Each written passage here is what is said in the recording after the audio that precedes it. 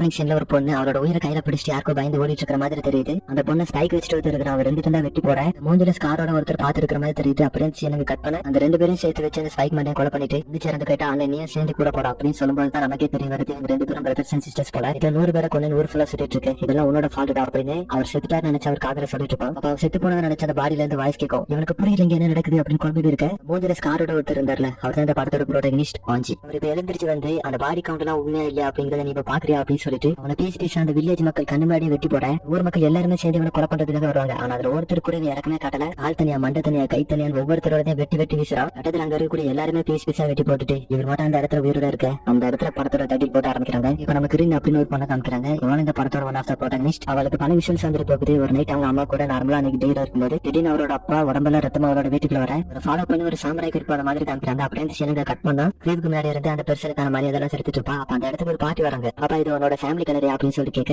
இது என்னோட அப்பாவோட கலர் தான் அப்படின்னு சொல்ல சரி உன்னோட அம்மாக்கு என்னாச்சு அப்படின்னு சொல்லி கேட்பாங்க. என்னோட அம்மா அவங்களை பத்தி எனக்கு இப்ப எந்த ஒரு ஐடியாவும் இல்ல அப்படின்னு சொல்லுவானா. பாட்டிக்கு புரியல என்ன சொல்றா அப்படின்னு. உங்க 30 பேர் இருந்தாங்க. என்னுடைய அப்பாவை என்னோட கண்ணு முன்னாடியே கொலை பண்ணாங்க. என்னுடைய அம்மாவை அவங்க ரேப் பண்ணது மட்டும் இல்லாம தூக்கிட்டு போயிட்டாங்க அப்படின்னு சொல்ல பாட்டியும் புரிஞ்சுக்கிறாங்க எதுக்காக இந்த பொண்ணு இந்த அளவுக்கு தோக்கா இருக்கா அப்படிங்கறத. சரி நீங்க யாருன்னு கேட்க என்னோட பேர் வந்து ஏ பிக்குனி. இந்த கலர்ல தான் 7 வருஷமா வாழ்ந்துட்டு இருக்கேன் அப்படின்னு சொல்ல காமெடி எல்லாம் பண்ணாதீங்க நான் இப்ப சிரிக்கிற மட்டும் இல்ல அப்படின்னு சொல்லலாம். நீ இதை வந்து நம்பல அப்படிதானே இதுக்கப்புறம் என்ன பண்ணலான்றது அப்படின்னு சொல்லி கேட்கும்போது அவங்க எல்லாருமே தேடி கொலை பண்ண போறேன். கண்டிப்பா என்னோட அம்மா அங்க எனக்காக வெயிட் பண்ணிட்டு இருக்கணும் அப்படின்னு வருத்தப்பட்டு சொல்ல இது வந்து ஃபர்ஸ்ட் சிரிச்சிடும். இந்த பொண்ணு அந்த 30 பேரை எப்படி போய் கொலை பண்ண போறா அப்படிங்கிற ஒரு தாட் தான். அதுக்கப்புறம் சரி அந்த 30 பேர் யாருமா அப்படின்னு சொல்லி கேட்கும்போது டோரியோ அப்படிங்கிற ஒரு பேரு சொன்னதும் பாட்டி கூட தெரிஞ்சிருக்கு. ஒரு ஃபேமஸான குரூப் போல இவங்க வந்து ஒரு ஸ்வாட்ஸ்மேன் குரூப் சாமராய் மாதிரி. இந்த டோஜெல்லாம் இவங்களை எதிர்க்கிறாங்களோ அவங்க எல்லாருமே வெட்டி கொலை பண்றதா இருக்கட்டும். அந்த நாட்டோட ஷோகன் கிங்கோட பேச்ச கூட இவங்க கேட்கவே மாட்டாங்கன்னா அவனோட வீட்டை அவங்க அட்டாக் பண்ணும்போது 30 பேர் இருந்தாங்கன்னு சொல்ல அப்படித்தானே. ஆனா இப்போ அவங்க குரூப் வந்து ரொம்பவே பெருசாயிடுச்சு. அவங்களுக்கு கீழே ஒரு 1000 ஃபாலோவர்ஸ் வச்சு இப்போ ஒரு பெரிய குரூப்பா மாறிடுச்சு. இப்போ அவங்களை எதிர்த்து நீ சண்டை போட போற அதுவும் தனியா. சரி உனக்கு இப்போ சாரீஸ் பண்ண தெரியுமா அப்படின்னு சொல்லி கேட்க என்னோட அப்பா அளவுக்கு பெஸ்ட் இல்லாட்டாலும் நான் வந்து நிறைய ட்ரைனிங் பண்ணிருக்கேன் அப்படின்னு சொல்லுவாங்க. இப்ப பாட்டி வந்து ஒரு வேலிட்டான கொஸ்டின் வைக்கிறாங்க. உன்னோட அப்பாவே அவங்க 30 பேர் சேர்ந்து கொலை பண்ணிருக்காங்க.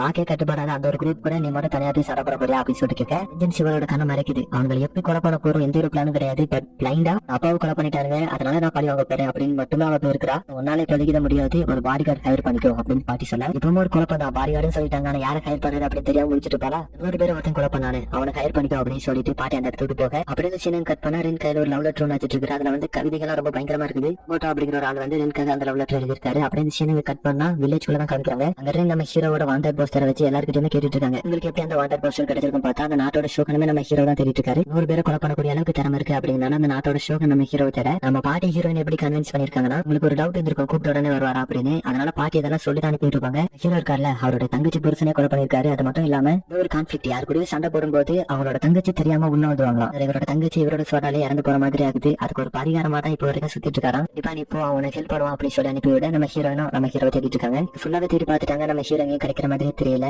அந்த ஊருக்கு எடுத்து போறமா ஒரு குடில் மாதிரி ஒண்ணு இருக்கும். அதுக்குள்ள போய் இன்னைக்கு நைட் ரெஸ்ட் எடுக்கும்போது அவங்களுக்கு தூக்கமே வர மாட்டேங்குது. அப்பா இறந்த விஷயம் திரும்ப திரும்ப வந்து அவங்களை வருத்திக்கிட்டே இருக்கேன். இப்போ நமக்கு அந்த பிளாஷ்பேக்ல என்ன நடந்து அப்படிங்கறத காமிக்கிறாங்க. அந்த ஹிட்டோரியோ அப்படிங்கிற அந்த கேங்குக்கு ஒரு லீடர் இருக்கிறான். என்னோட அப்பாவை பார்த்து நீ மட்டும்தான் உயிரோட இருக்கிற சபாட்டோ அவனை முடிச்சுக்கிட்டு அப்படின்னு சொல்ல ஆர்மரோட ஒருத்தர் இருக்காங்க. இவன் பேர் வந்து சபாட்டோ. இன்னைக்கு ஒருத்தர் லெட்டர் அனுப்பிட்டு இருந்தாங்க. அவனோட பேருமே சபாட்டோ. இந்த பேரும் ஒரே ஆளா இருக்கிறதுக்கு வாய்ப்பு இருக்கு. இப்ப நம்ம மெயின் ஸ்டோரிக்குள்ள போலாம். என்னோட அம்மா எவ்வளவு கெஞ்சி பார்ப்பாங்க. இப்ப இவருக்கு கூடிய அந்த டோச்சோட தான் நீங்க எல்லாருமே இதுக்கு முன்னாடி ட்ரைனிங் பழகுனீங்க அப்படின்னு சொல்லி கேள்விப்பட்டேன். இந்த மேல அதிகாரிகள் கூட இருக்கக்கூடிய பிரச்சனையை நம்ம பேசிட்டு இருக்கோம் அப்படின்னு சொல்லும்போது அவங்க கழுத்துக்கிட்ட ஒரு சார் வந்து இறங்கும். சொல்றதுல இன்ட்ரெஸ்டிங்கா தான் இருக்குது. இந்த மேல அதிகாரிகள் கிட்ட போய் நான் கேட்டேன்னா என்ன சொல்லுவாங்க அப்படின்னு சொல்லி யோசிக்க என்னோட அப்பா வெட்டத்துக்காக வருவாரு. அந்த டைம்ல சபாட்டோ இருக்காங்க. ஒரு செகண்ட்ல இருந்து அடுத்து அவங்க அம்மா கண்ணு முன்னாடி அவங்களோட அப்பா பீஸா போறாரு. அந்த குரூப்போட லீடர் அந்த சின்ன பொண்ணு அப்படியே விட்டுருந்தேன். அடுத்து அந்த ரின்னோட அம்மா இருக்காங்கல்ல அவங்க வந்து உங்களுக்கு என்ன பண்ணணும் தோணுதோ அதை பண்ணிக்காங்க அப்படின்னு சொல்லிட்டு போக அப்படின்னு சீனை கட் பண்ண அடுத்த நாள் காலையில விழுந்துருச்சு. வெளியே வந்து பார்க்கும்போது அந்த இடத்துல நம்ம ஹீரோ உட்ஸ் எல்லாம் கட் பண்ணிட்டு இருப்பாரு. அவர் அதை கட் பண்ற விதம் வந்து எனக்கு பிடிச்சிருக்கும். அது எல்லாத்தையும் நீங்க இப்பயே கட் பண்ண போறீங்க அப்படின்னு சொல்லிட்டு கேட்க இப்ப கிடையாது அப்படின்னு சொல்லும்போது வாஞ்சிக்கு வாய்ஸ் ஆக்டர் யாருன்னு தெரியுமா? ஜேஜே நாம இருக்காருல அவரோட வாய்ஸ் ஆக்டர் தான் வாஞ்சிக்கு வாய்ஸ் ஓவர் கொடுத்திருக்காரு. இந்த வாய்ஸ் ஆக்டர் அவருக்கு ஏத்த மாதிரியான கேரக்டர் தான் கரெக்டா சூஸ் பண்றாரு. அது நல்லா இருக்கு. அடுத்தவங்க 2 பேரும் நம்ம ஹீரோ பிடிச்சிட்டு வந்து மீனை குக் பண்ணி சாப்பிட்டு இருப்பாங்க. அப்பதான் எங்கேயா வாழ்ந்துட்டு இருக்கீங்க அப்படி எத்தனை நாள் வாழ்ந்துட்டு இருக்கீங்க அப்படின்னு சொல்லி கேட்க இங்க ஒரு 1.5 வருஷமா வாழ்ந்துட்டு இருக்கேன் அப்படின்னு சொல்லும்போது அப்படின்னா நீங்க இன்னைக்கு வெளியவா படுத்தீங்க அப்படின்னு சொல்லி கேட்க நான் எப்போ உள்ளதான் படுப்பேன் அப்படின்னு சொல்லுவாரா. இன்னைக்கு உள்ள படுத்ததுனாலதான் நான் வெளியே படுத்துறேன் அப்படின்னு சொல்லாம சொல்றாரு. சீனை நம்ம ஹீரோ மீன் படிச்சிட்டு இருக்கும்போது இது ரிவெஞ்ச் மேட்டரா இது ரொம்ப பெரிய மேட்டரா இருக்கும் போல மறையதுக்குள்ள பெருமா இந்த இடத்த விட்டு நிறைய திருப்பி பசங்க இங்க சுத்திட்டு இருக்காங்க அப்படின்னு சொல்ல இல்ல நீங்க தான் எனக்கு ஹெல்ப் பண்ணி ஆகணும் எவ்வளவு மணியா இருந்தாலும் நான் உங்களுக்கு தரேன் எவ்வளவு வேணும் சொல்லுங்க அப்படின்னு சொல்லி கேட்க அப்பா எனக்கு இங்க மணி பிரச்சனை இல்ல அப்படின்னா அந்த பாட்டி என்கிட்ட சொன்னாங்க உங்க பாஸ்ட்ல பண்ண பாவத்துக்கு பரிகாரமா இந்த உலகத்தை விட்டு அழிக்கிறது மூலமா உங்களுக்கு அட்டோன்மெண்ட் கிடைக்கும் அப்படின்னு சொன்னாங்கன்னு சொல்ல இவர் யோசிச்சு பாப்பாரு. அவரோட பாஸ்ட்ல அவரோட கிணக்குள்ள ஒருத்தரோட கால கையில வச்சுக்கிட்டு அந்த வில்லேஜுக்குள்ள நடந்து போகும்போது அந்த பாட்டி இவரை பாத்துருப்பாங்க. அவனுக்கு ஹெல்ப் பண்றதுக்கு முன்னாடி யாரு நல்லவங்க கெட்டவங்க அப்படிங்கறத நான் முதல்ல தெரிஞ்சுக்கணும். அந்த மனுஷ பசங்க அவங்களுக்கு ஒரு விஷயம் பிடிக்கலன்னா அதை கெட்டதா போர்ட்ரே பண்ணிட்டு அறைவானுங்க. தப்பெல்லாம் அவங்களே பண்ணிக்கிட்டு அவங்க ஒரு வித்த மாதிரி மூஞ்ச வச்சுட்டு வரவங்களால எனக்கு எனக்கு பிடிக்காது, அப்படி நீ பண்ணனா நீயும் ஒரு கிரிமினல் தான் அப்படின்னு சொல்லும்போது அவங்க என்னுடைய அப்பா மட்டும் இல்ல நிறைய பேர் என்னுடைய கண்ணு முன்னாடியே கொலை பண்ணிருக்கானுங்க, இது கூட பரவாயில்லன்னு சொல்லிடலாம். ஆனா என்னுடைய அம்மாக்கு நடந்த கொடூரம் அது மரணத்தை விட மேலானது. உங்க உயிரோட இருக்காங்களா இல்லையான்னு கூட எனக்கு தெரியாது அப்படின்னு வருத்தப்பட்டு சொல்ல, இப்போ நீங்க ஒரு தப்பும் பண்ணலன்னு சொல்ல வர அப்படித்தானே? இங்க பாரு, உடைய அப்பா ஒரு சாம்பிராய் அப்படித்தானே, கண்டிப்பா அவர் யாரையும் மீனிங்கே இல்லாம கொலை பண்ணிருக்க மாட்டாரு. உங்க அப்பா மேல இருந்து ஒரு விருப்பல தான் இதை பண்ணிருப்பாங்க. கண்டிப்பா இது ஒரு ரிவெஞ்ச் சைக்கிள் மாதிரி போய்கிட்டே இருக்கும். அப்படி நம்ம ஹீரோ சொல்லும்போது அவங்க இவ்வளவு கொடூரம் பண்ணிருக்காங்க அப்படிங்கறது தெரிஞ்ச பிறகு என்னால இதை ஏத்துக்கவே முடியல.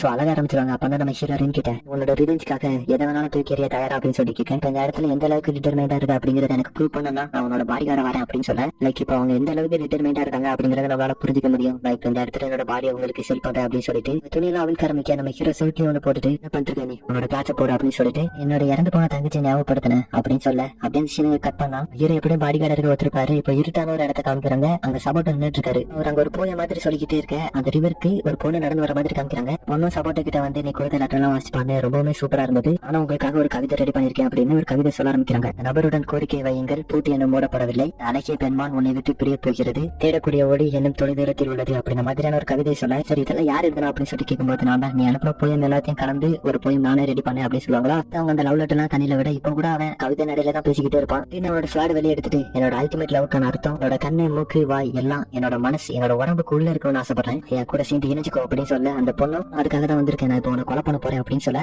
நம்ம ரெண்டு பேரும் அந்த கடவுளுக்கு நம்ம ரெண்டு பேரும் சேர்ந்து அர்ப்பணிக்கலாம் அப்படின்னு சொல்லுவாங்க. அந்த பொண்ணு அவன் மூஞ்சில இருக்கக்கூடிய மாஸ்க் அவுக்க யாருன்னு பார்த்தா இருக்கு, நீ மட்டும் நேரம் தனியா போக போற, நானும் அவன் கூட வரப்போறது இல்ல அப்படின்னு சொல்ல, அந்த கேங்கோட லீடர் பிடிக்கிறனாலும் இவன் தானே அவரோட அப்பாவை முதல்ல கொண்டது, முதல்ல செத்து போற அப்படின்னு சொல்லும்போது அவன் என்ன பார்த்துட்டு ஹவ் பியூட்டிஃபுல் அப்படின்னு சொல்லுவானா. இந்த வசனம் எல்லாம் பேசிக்கிட்டு ஸ்வாட் வெளியே எடுத்துட்டாங்க. ஆனா அவங்களுக்கு பயம் இன்னும் போகல. அப்ப பின்னாடி இன்னொரு சவுண்டுக்கும், ஏ பெருசு நீ தான் அந்த சின்ன பொண்ணுங்களை அனுப்பிட்டு இருந்தா, பொண்ணு வயசு இருக்கா ஏன்டா இப்படி பண்ணிட்டு இருக்க காஜி பிடிச்சவன அப்படின்னு சொல்லிட்டு வரும்போது அப்படின்னு சொல்லுவா, நானே என்ன தனியா ஹேண்டில் பண்ணிப்பேன். அப்ப நம்ம ஹீரோ அந்த ஸ்வாட கையில பிடிச்சிக்கிட்டு இந்த ஸ்வாடையும் பிடிக்கிட்டு நீ கொஞ்சம் பின்னாடி போ, பெருசு சின்ன பொண்ணு கூட சண்டை போட போற, அதுல என்ன தெரியல இருக்கா, வா நம்ம ரெண்டு பேரும் ரத்த மலையில நினைலாம் அப்படின்னு சொல்லிட்டு போகும்போது அப்போ நம்ம ஹீரோ ஒரு பொருளாவே மதிக்கல, அப்படியே ரின் கிட்ட நடந்து வந்துட்டு போனா, என்ன இக்னோர் பண்றேன் அப்படின்னு நம்ம ஹீரோ அவனை வெட்டலாம் போவாரான். அதுக்குள்ள அவன் நம்ம ஹீரோட காலை வெட்டி போட்டு, அவனுக்கு இதை பார்க்கும்போதே தெரியல ஒரு இம்பார்ட்டன்டான சீன் ஓடிட்டு இருக்கு, பசங்க கிட்ட எல்லாம் பேசுறதுக்கே பிடிக்காது, டப்புனு செத்துப்பா அப்படின்னு சொல்லிட்டு ரின்னை நோக்கி நடந்து வந்துட்டு போனா. எனக்கு புரியல இப்ப என்ன நடந்துச்சு அப்படின்னு சொல்லி குழந்தை போயிருக்க, என்னோட ரொமான்டிக் சீன்ல சின்னதா ஒரு பிரச்சனை வந்துருச்சு, பட் இப்ப அதுக்கு பிரச்சனை இல்லை அப்படின்னு சொல்லிட்டு ரின் கிட்ட நடந்து வருவானா. கையில ஒரு 10 குணாய் கிட்ட வச்சிருப்பா, அது தூக்கி அவன் கிட்ட வீசும்போது அடியில அந்த துணி எல்லாமே கிழிஞ்சு போக ரின்னுக்கு அதிர்ச்சி தரக்கூடிய மாதிரியான ஒரு விஷயம் பாக்குறா. அவனோட பாடியை மொத்தமா வெளியே காமிச்சு ரொம்ப நாள் ஆச்சு அப்படின்னு அவன் சொல்ல, அவனோட ஷூட்ல 2 பொண்ணுங்களோட தலை இருக்கும். எனக்கு பிடிச்சவங்க எனக்கு பிடிக்காத விஷயத்த பண்ணி ஒரு அன்ஃபேவரட்டான பெர்சனை மாறதை விட இப்படி அவங்க சஃபர் ஆனாலும் என் கூடயே வச்சுக்கிறது நல்லது நினைக்கிறேன் அப்படின்னு சொல்லும்போது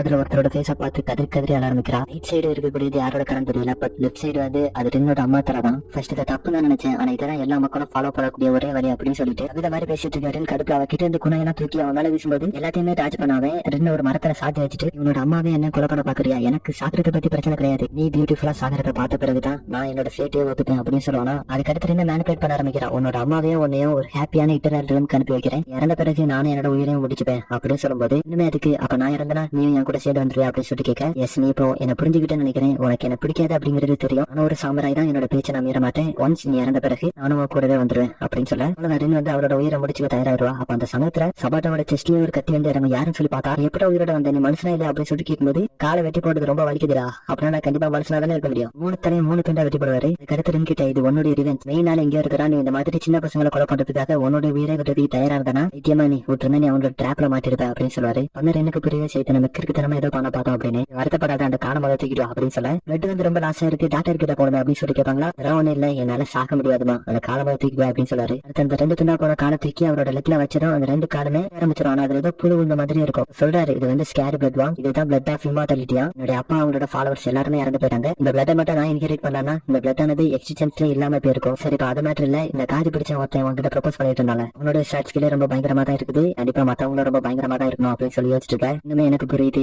இன்னுமே இன்னைக்கு பண்ண மாதிரியான எந்த ஒரு தப்பும் என்ன பண்ணக்கூடாது அப்படின்னு சொல்லி யோசிச்சுட்டு இருக்கேன். ஆனா நீ ஒன்னுக்கு ஆக மாட்டேன்னு நினைச்சேன், பட் இந்த 4 வருஷத்துல ஏதோ கெயின் பண்ணிருக்க போல அப்படின்னு ஹீரோ சொல்ல, இந்த எபிசோட இந்த இடத்துல ரெண்டாகுது.